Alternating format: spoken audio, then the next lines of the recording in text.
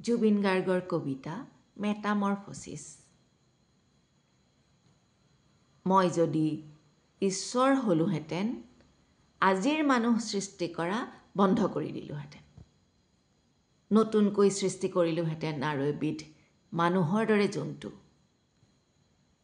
যি মাৰি কাটি খাই বৈ শুই জীয়াই নাথাকি আৰু বহুত কিবা কিবি কৰিলেহেঁতেন।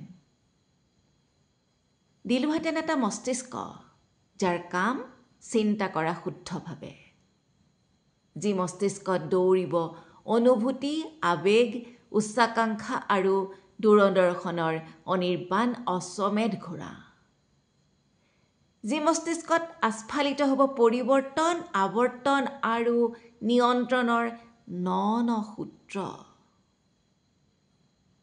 দিলোহেঁতেন আৰু এজুৰি হাই পাৱাৰ চকু, যাৰ মাজেদি সকলো সঁচা বস্তু দৃশ্যমান।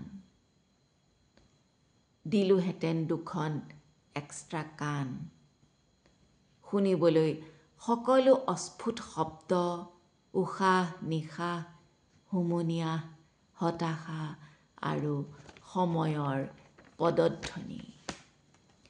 দিলোহেঁতেন এটা সুন্দৰ নিপুটল নাক, যাৰ কাম কেৱল উশাহ লোৱাই নহয়, যি শুঙিব পাৰে সকলো দুৰ্গন্ধ মানুহৰ গাৰ, মনৰ, দেশৰ, পৰিৱেশৰ।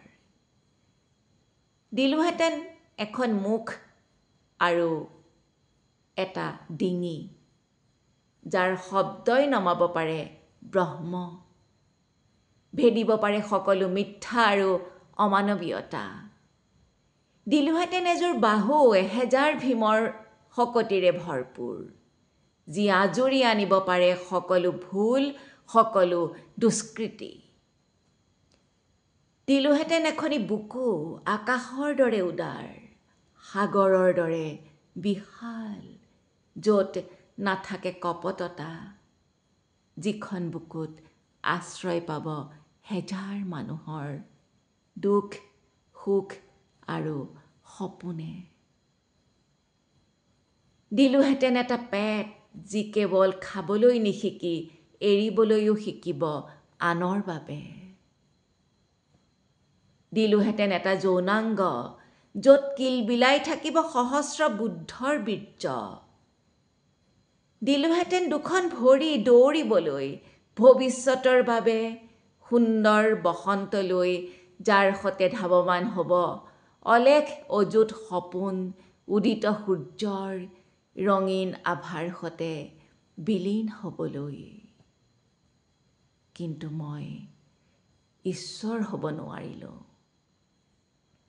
মোৰ সময় নাই। মই সীমাবদ্ধ নিজৰ মাজত, জীৱনৰ দীনতাৰ মাজত।